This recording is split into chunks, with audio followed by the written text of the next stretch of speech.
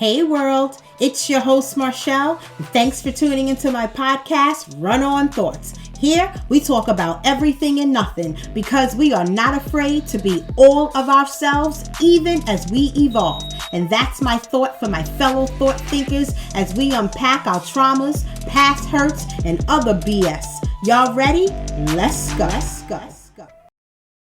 Hey thought thinkers, welcome back to another episode of Run On Thoughts. I am happy to be here today and I stand in a place of gratitude. As usual, I want to thank anyone listening to this podcast in the hopes that you are inspired to go and do the work of becoming a better person to yourself and a better person to the world.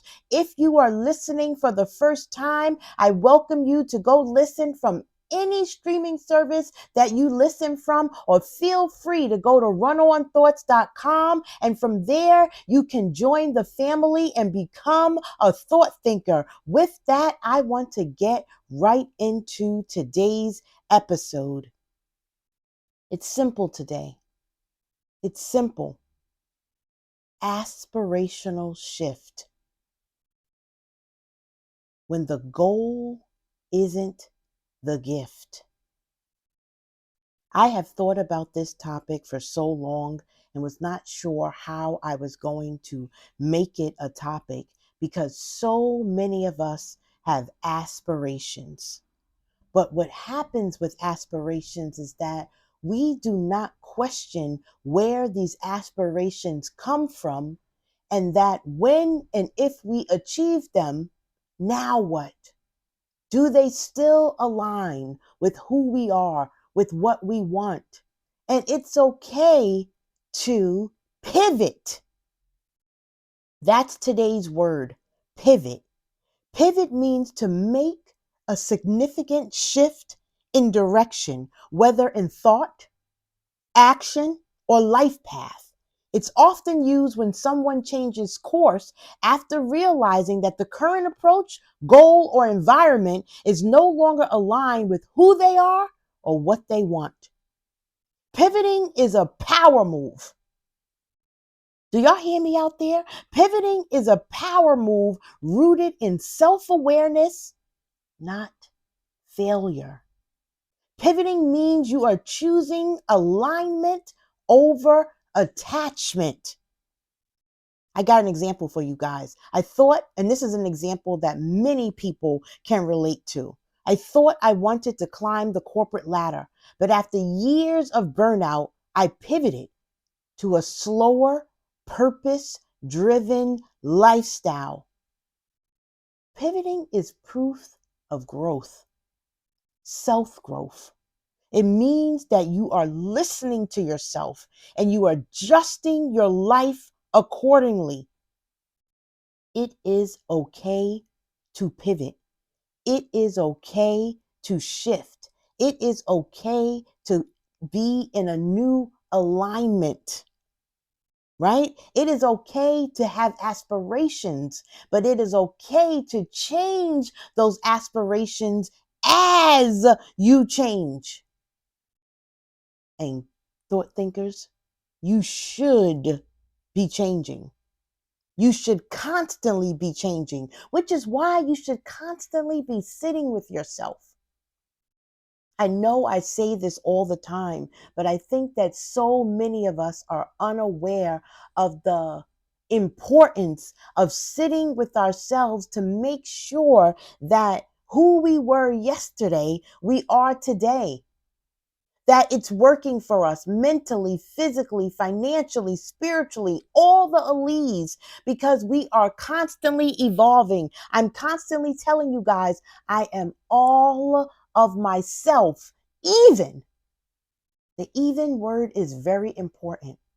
Even as I evolve. Even as I evolve. But the goal is evolution. I want to remain current to me. I want to be constantly moving forward for me. I want to know that what I'm doing has purpose to me, right? So many of us are constantly looking outside of ourselves for external validation that we don't even know that our aspirations are rooted and based in the past. Some of us don't even realize that our goals and our dreams, they're deeply influenced by life experiences, by our environment, by trauma, by social expectations. What happens when you finally reach what you thought you wanted and realize it no longer serves you? It no longer fits who you've become. I want this episode to be an honest reflection. I'm going to be vulnerable and have the conversation with you guys about the freedom to what? The freedom to pivot, the freedom to change your aspiration, the freedom to have an aspirational shift. And freedom requires courage. I want you guys to have the courage to redefine success for yourself, and the power of walking away from things that no longer align with your truth. Because ain't that crazy? Align with your truth. But in order to align with your truth, you got to know who you are. You got to know where these aspirations came from. You got to know how your trauma and survival shape your earliest dreams, right? You got to understand how your family and culture and keeping up with the Joneses and with the world have influenced and shaped these aspirations, because you don't even know if what you want is what you want. And even if what you want is still what you want, if that makes sense, you got to be able to let go of this comparison, this hustle culture. What's that word that's all over YouTube? Overconsumption, consumption culture. What the fuck is consumption culture? What the fuck is wanting to buy things? Are we so empty that we need a constant box to arrive in order to feel good? But the problem is, if you need it to feel good, like any addiction, you keep needing it. I'm going to talk about myself. You guys know my story, but everything, and especially our childhoods, shape who we are, shape our fears, shape our desires, shape our strengths, shape our weaknesses. They shape our beings. I tell you guys that I thought that I had abandonment issues until I did an internal reset and I realized that no, my mother had issues. No, my father had issues. And because society told me that because those two people should want me, right? Something must be wrong with me if they do not show up in the way that I thought I needed them to show up. Because truth be told, with them as my parents, I am who I am. And I wouldn't be this Marshall without them. But my journey, the journey involved other people who stepped in along the way to shape me. And some of those things shape you in a positive way. And some of those things shape you in a negative way. There are even negative things that can shape you for the positive, or so you think. But you could turn any negative into a positive, right?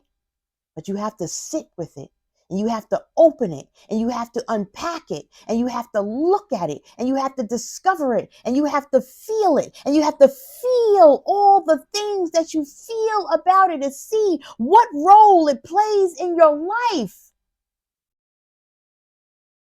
But those issues, I learned something about myself. I believe that I have an avoidant personality type when it comes to relationships. I am very guarded. I am very guarded. And I'm going to tell you guys the truth.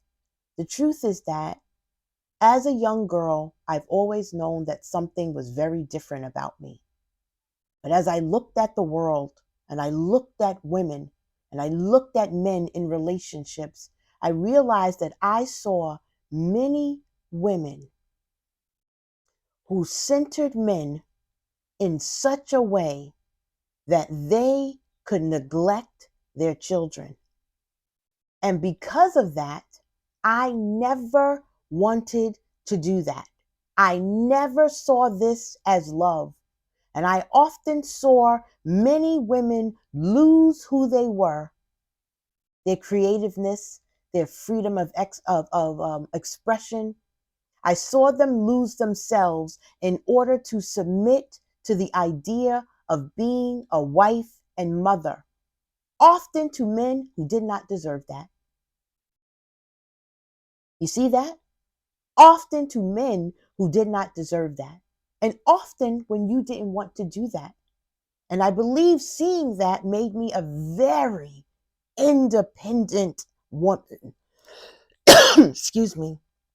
Some women are independent because they've been hurt. And I'm independent because of what I have witnessed. And then my perception of witnessing that. Because I'm a girl. And just because you see something, that doesn't mean that that's all that it was. But as you grow and as you unpack and explore and see things, I realized that that didn't have to be my truth. But I'm just realizing that when I became a teen mom, a fire was lit inside of me. And I was never going to allow the world to dictate how I showed up for my son. But I internalized that that meant that I cannot fully love a man. Because like I said, I never wanted to be so in love with a man that I neglected, rejected, or didn't center the life of my son. I didn't want to depend on a man for resources, for a roof over my head, because I didn't want that man to abuse that power. That doesn't mean that that is who all men are. Because once I repaired my relationship with my father and my father repaired his relationship with me, I realized that my father was a kind, giving, obedient soul. And my father wouldn't have been that type of man. But I had already internalized this doctrine and realized that there have been things that I have allowed in relationships because I tell myself that I don't care, right? And caring comes with submission. And I don't mean the voluntary submission that I submit to you, because even submission is a choice. Because if I can submit to you, I can unsubmit to you. But I mean submission of the heart. When you let down the walls of the heart, sometimes it takes over.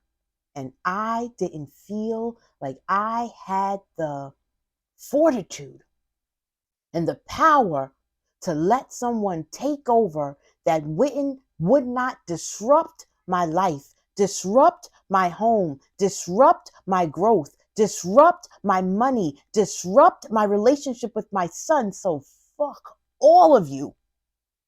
And along the way, I have met beautiful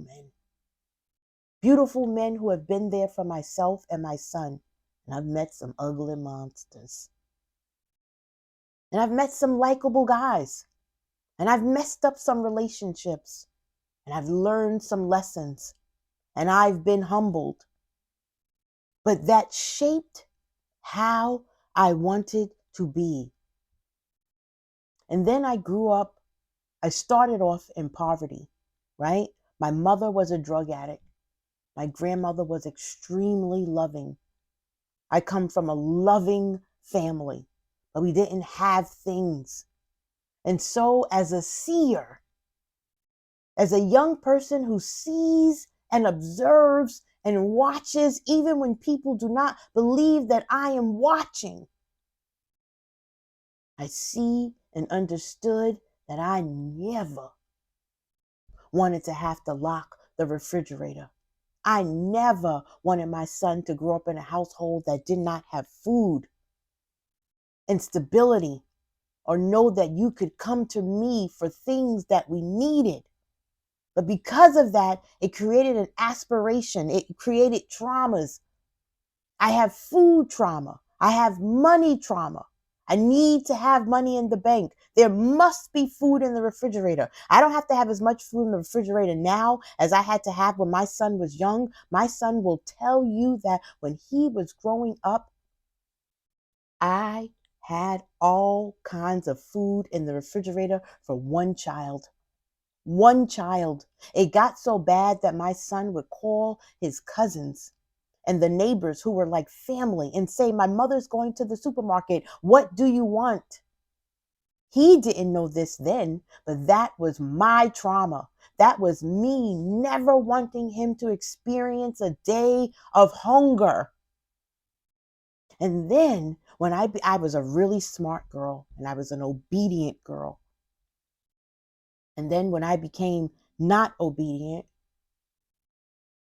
I had a child. I was a teenage mom, and that created new traumas. Now I'm like, oh my God. Now I'm being harder on myself. I'm feeling like I am a walking stereotype of a young, Black, unwed woman with no education who is a mother of a Black son. And that created this new fire in me. And I used it to fire me along. I used it to find a better job, to find a better place to live, to save money, to go back to school, to get my degree, to get certification, to find work that aligned with who I wanted to be as a mother. I wanted to climb the corporate ladder, like the example that I gave you guys. And isn't it crazy? I wanted to climb the corporate ladder. I needed to make more money. I needed to make sure that my son could go to the best camps. I needed to make sure that we were not hungry. I needed to make sure that the things that he wanted and needed, I could do. Because nobody had did that for me. Yes, they had did the best they could with what they had. And when you become a full adult and you unpack your shit, you realize that people are doing the best they can with what they have. And all of us are living this human experience for the very first time. And because of that, it is okay to give yourself grace.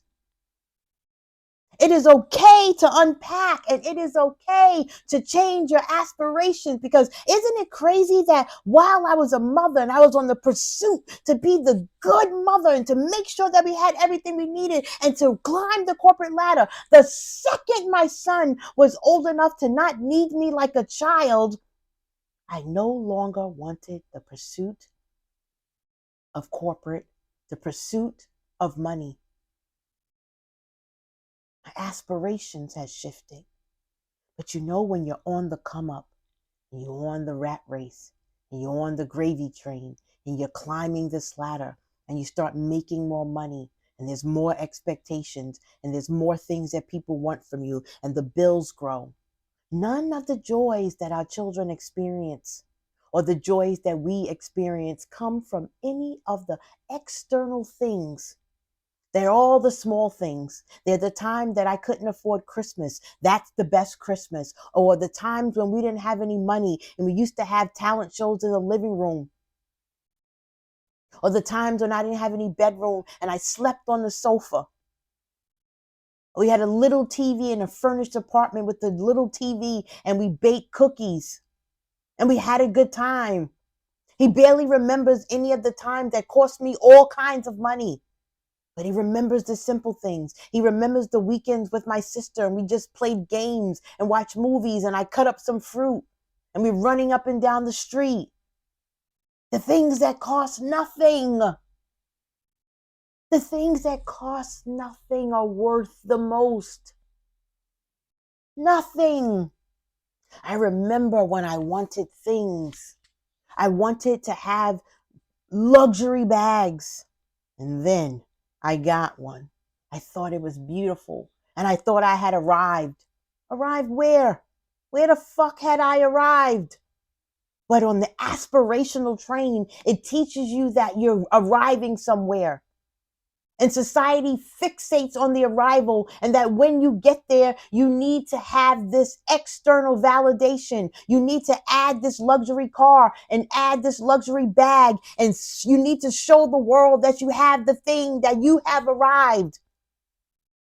I don't understand why I need to have the thing to show other people that I arrived. What does showing other people that I've arrived where? I don't even know where I have arrived to, what status I have arrived to. Why do I care about what other people think? I'm spending $3,000, $4,000, $5,000 on a pocketbook that rips the fuck up. So I've arrived at junk. I did all of this climbing and working late and not sleeping and studying and all this shit to get shit that ain't really worth shit, but you don't know it. That's what they want from all of us. They want you to be in the rat race to make them money, and they give you a little money so that you can arrive at dumb shit. So that you can want the fancy car that still breaks down, that still needs to be serviced, that still needs gas, so that you can buy the overpriced pocketbook that still needs to put your keys in it, that still strap rips. I've never been so happy to be able to afford a, a luxury bag and make the choice to go to the Coach outlet and get one that I like and that I think is quality. Because it is okay to shift. It's actually necessary to shift. I wanted to be a journalist until I realized that they tell you what to say. Y'all know I don't have the power for that shit. And right now in this climate, I damn sure don't have the power for that shit, because we like and dislike people based on what side we think they on. But the truth is they could have been told what side they on, and that's their job. We don't know who those people are in real life. But it was okay for me to shift. I used to want to be married with a bunch of children. Now, truthfully, I didn't have any more children, because when you have children as a teen mom, you are already struggling. And I was not going to add more struggle to the struggle that I had, right? I was going to do the best I can with the mistake, not my son, life choices. And I was going to make it right. But that meant that I need to pivot. That meant that I needed to reshape. That meant that I needed to learn my body and make sure that I did not make these same mistakes again. Now, in hindsight, I wish that I had had more children, because I want to be a grandma. And when you're depending on one child, they can do anything they want to do. And children are not here for what I want. My job as a mom is not to make him who I want him to be. It is to help him discover who he already is and allow him to align with who he is, not in who I want him to be. And I damn sure would have liked some grandkids, because I am really that lady. But with that, even that, I wanted to be a rapper. When I was a teenager, I wanted to be a rapper. And I wanted to be like the first dirty rapper. My mouth was messy and disgusting back then, but I have always been good with words and oration and talking and listening, and not really listening, but y'all know what I'm trying to say. And I was a really good rapper, and I was pursuing it. And there were things that were in the way. At that time, there was lots of colorism. So there was lots of things about that. I didn't have any money, so I needed skincare and all different types of things. I needed to lose weight, but then they tried to turn me into a gospel rapper. I'm not going to tell you who did that. And naturally, my aspirations to be a rapper shifted. Isn't that something? They shifted. I don't feel like a failure. I wanted to be a mother, more a present mother, more than I wanted to be a rapper. And in my spirit, I believe that my mother helped turn that train and shift my goal because I have an addictive family, right? And I know that I come from an addictive lineage. And Lord knows what would have happened to me if I had been in that light and moving so fast that I can't think, moving so fast that I can't do what I am telling you guys to do, and that is sit and unpack and give yourself permission to shift, right? Just because you make the money doesn't mean you have to buy the luxury car, right? What if you want to save more money, plan for the future? What if you have better goals? What if you want to travel? Buy the less expensive car. But even if you're buying the less expensive car, why do you care that you're not driving the Lexus? You care because you have been told to care. You care because you have been told that what other people think of you matters. And I am telling you, what other people think of you is none of your motherfucking business. Your aspirations should not be aligned with what other people think. Fuck those people. I'm telling you that they not happy either. They not happy. They so busy judging and looking outside that they not taking the time to look inside and decide if that's what they really want. When I watch these people, one time I saw somebody say something as stupid as, "You have a white refrigerator."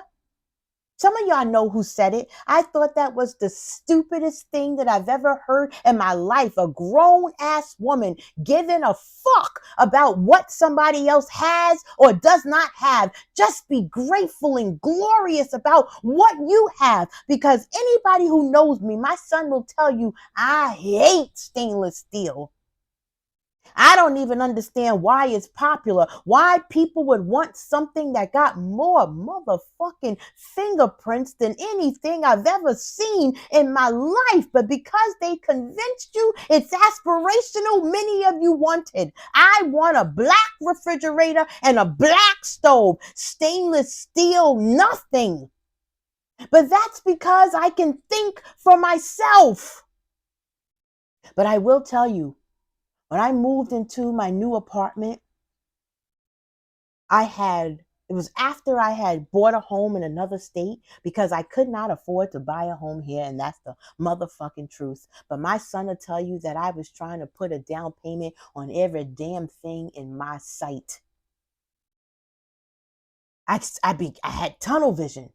I worked hard. I should be able to afford a home. But there were people putting $50,000 in cash more down on homes. I'm like, what the hell is happening? And y'all, some of these homes were so small. I was looking at 2-bedroom, 1-bathroom homes with little basements and barely no backyard for $550,000, $600,000, and I was gonna buy it. And something came over me. Something came over me. I don't know where it came from, but I said to myself, it's a right to shift, right? When the goal isn't the gift. My goal was home ownership because that was a goal that I had when my son was little, but I couldn't afford it. Or there were things that were more important than home ownership. Guys, I can't drive. And the truth is, it's because at the time I could not afford it. So I thought that it wasn't that important. I should have learned, and I let myself get afraid and apply my ridiculous logic to it.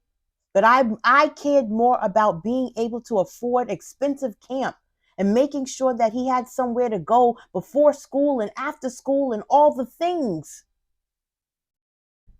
Right?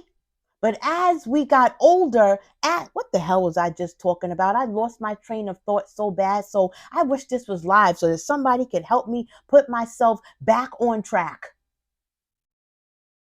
But the goal is that what I'm trying to say is that it is okay for your aspirations to shift. It is necessary to realign yourself with a new purpose. Once you get to the goal and the goal no longer serves you, you can shift. Or if you change your mind, or if you get there and you see what the fuck is going on, I don't want this shit. I damn sure don't want no luxury bags. And I really thought that I wanted that. Now, my aspirations are to save money, to be liquid.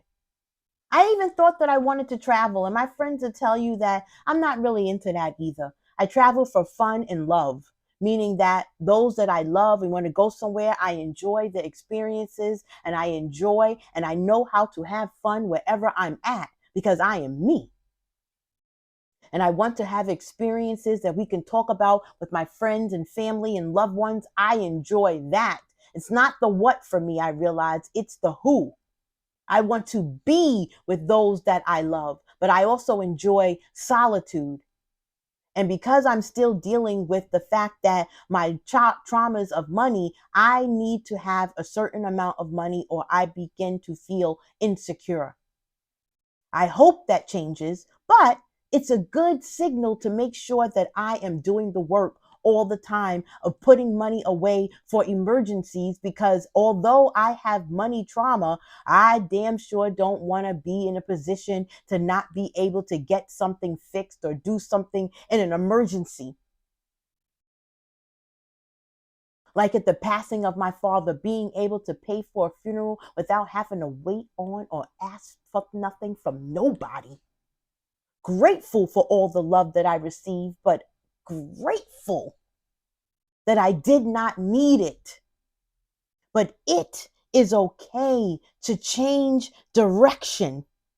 It is okay to realize that it is healthy and powerful to shift your goals. Now, if you had asked me at 10 what I want to be when I grow up, I would have said a journalist or a rapper or a poet. But now, really, I don't want to be nothing. Those were societal's expectations because we live in a world that requires money. And because I need money to eat, you got to want to be something. But if I didn't need money to eat, I don't want to be nothing. I want to do what I want to do when I want to do it. And because of that, I want money, but I don't want to be anything. But we're attracted to the rat race. We're attracted to aspirations. Some people get joy out of achieving something just to spite someone else. That's a lot of energy that I don't really give a fuck about. Now I care about what do you want, Marshall? What do you need? What makes you feel good?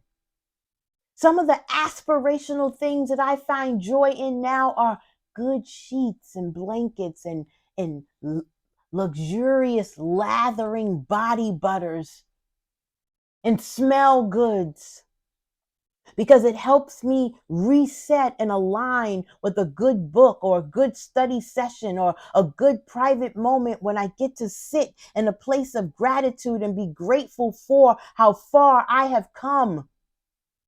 Why did I just remember the thought? I was talking about home ownership and how I wanted to own a home since my son was young. And that stayed with me even as we got older.